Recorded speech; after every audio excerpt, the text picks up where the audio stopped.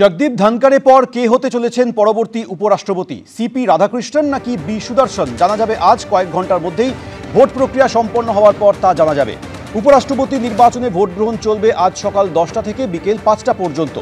NDA জোটের প্রার্থী হয়েছেন সিপি রাধাকৃষ্ণন, ইন্ডিয়া জোটের প্রার্থী হয়েছেন বি সুদর্শন রেড্ডি। জগদীপ ধনকরের উত্তরসূরি কে হবেন তা আজই জানা যাবে। দেশের 17তম উপরাষ্ট্রপতি নির্বাচনে মোট ভোটার 781 জন। ভোট দেবেন লোকসভার 542 জন এবং রাজ্যসভার 239 জন সাংসদ। উপরাষ্ট্রপতি পদে জেতার জন্য চাই 391 জন সাংসদের ভোট। আর কয়েক ঘন্টার মধ্যেই এটা জানা যাবে যে পরবর্তী উপরাষ্ট্রপতি কে হতে চলেছেন। আপনারা জানেন যে কয়েক সপ্তাহ আগে জগদীপ ধনকর হঠাৎ করেই পদত্যাগ করার পর থেকেই পরবর্তী উপরাষ্ট্রপতি নির্বাচনের প্রক্রিয়া শুরু হয়ে যায়। সকাল 10টা থেকে বিকেল 5টা পর্যন্ত ভোটদান প্রক্রিয়া চলবে। এনডিএ জোটের তরফে প্রার্থী করা হয়েছে উপরাষ্ট্রপতি পদের জন্য সিপি রাধাকৃষ্ণনকে, ইন্ডিয়া জোটের তরফে প্রার্থী করা হয়েছে বি সুদর্শন রেড্ডিকে। অর্থাৎ সিপি রাধাকৃষ্ণন বনাম বি সুদর্শন রেড্ডি। সকাল 10টা থেকে ভোট শুরু হয়ে চলবে বিকেল 5টা পর্যন্ত। আজই জানা যাবে জগদীপ ধনকরের পর পরবর্তী উপরাষ্ট্রপতি কে হতে চলেছেন।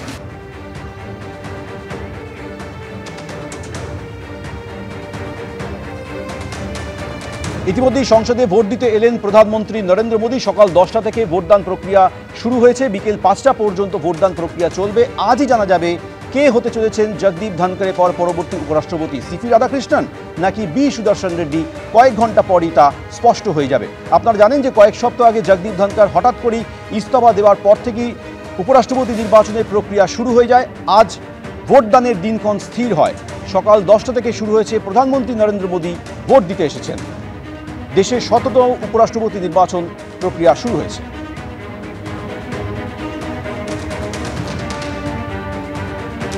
প্রধানমন্ত্রী নরেন্দ্র মোদী ভোট দিতে এসেছেন। আপনারা সেই ছবি দেখতে পাচ্ছেন। উপরাষ্ট্রপতি কে হবেন তা ঠিক হয়ে যাবে আর কয়েক ঘন্টার মধ্যে। প্রধানমন্ত্রী নরেন্দ্র মোদী ভোটদান প্রক্রিয়া সম্পন্ন করতে এসেছেন। व्यस्त कार्यक्रम इसलिए भी है कि उपराष्ट्रपति पद के चुनाव में मतदान की प्रक्रिया में उनको हिस्सा लेना था, वो बहुत महत्वपूर्ण था। उन्होंने मतदान किया। अब मतदान के बाद अब वो पंजाब और हिमाचल प्रदेश के बाढ़ग्रस्त क्षेत्रों में जा रहे हैं। इस बीच रक्षा मंत्री राजनाथ सिंह पहुंच गए हैं। हरिवंश जी भी आपको नजर आ रहे हैं। राज्यसभा के उपसभापति और केंद्रीय मंत्री वहां पर पहले से ही उपस्थित हैं। किरण रिजिजू हमने आपको दिखाया और अन्य गणमान्य सांसद भी आपको नजर आ रहे हैं। बहुत ही गहमा गहमी है और 10 बजते ही जो है मतदान की प्रक्रिया शुरू हो गई है और तमाम माननीय सांसद मंत्रीगण वहां पर उपस्थित हैं, मतदान की इस प्रक्रिया में सम्मिलित हो रहे हैं। और हिमाचल प्रदेश की सांसद भी पहुंच गई हैं।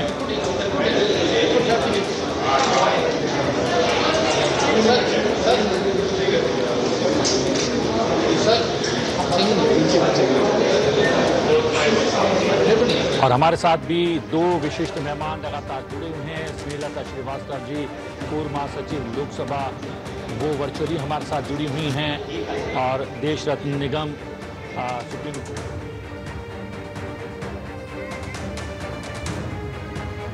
দেশের 17তম উপরাষ্ট্রপতি নির্বাচনে মোট ভোটার 781 জন। ভোটদানে বিরত থাকবেন বিজেপির 7 ও বিআরএস এর 4 রাজ্যসভার সাংসদ।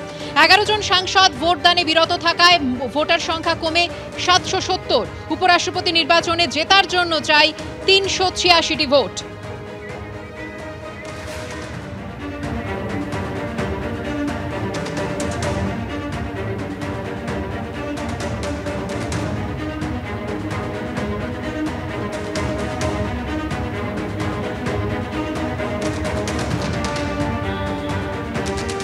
Election is taking place.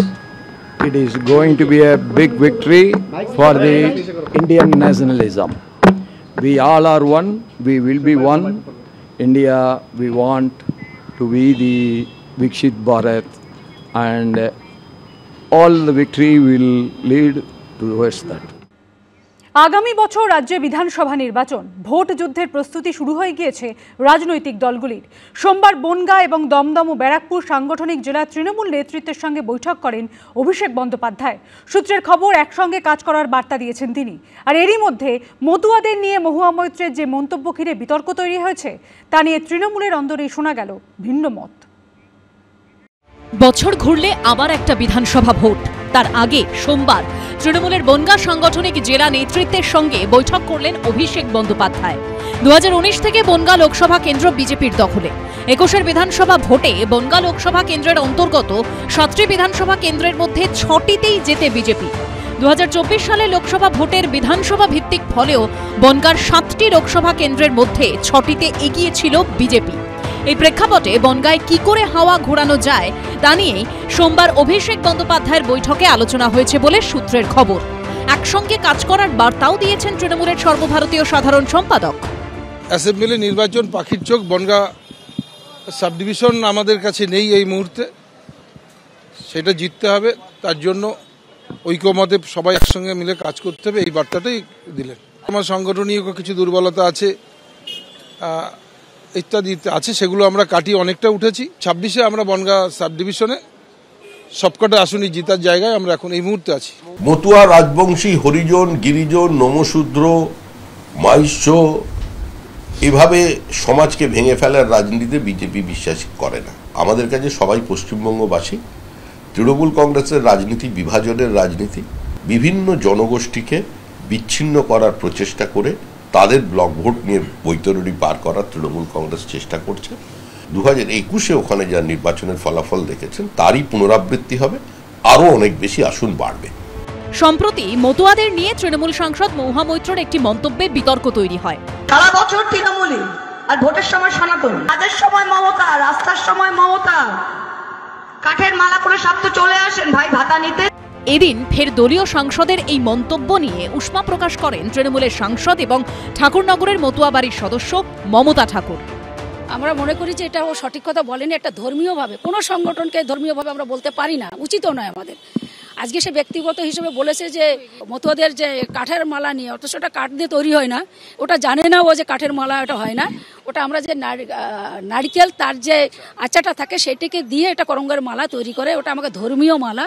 তো সেটাকে আঘাত করা আমার মতদের ভিতরে একটা সত্যিই খুবই, কিন্তু আমি মনে করি যে যেটা আপনারা ভাবছেন যে এটা পার্টির ব্যাপার, এটা পার্টি কখনো শিখাই দেয় না, সে ব্যক্তিগত হিসেবে উঠছে। যদিও এই ব্যাপারে কিছুটা অন্য সুর শোনা গেছে তৃণমূলের বনগাঁ সাংগঠনিক জেলার সভাপতির গলায়। উনি তো এটা মতুয়া নন, তা স্বাভাবিক করে মালা সম্পর্কে ওনার আইডিয়া নেই। উনি বলেছেন এইটা নিয়ে আমার মনে হয় যে এটা অতিরঞ্জিত করা। উনি মতুয়াদের ভাবাবেগে আঘাত করার মতন কোনো কিছু করেছেন বলে আমার এটা মনে হয় না। দেখো, ওনার ওটা ব্যক্তিগত মতামত, আমারটা ব্যক্তিগত মতামত।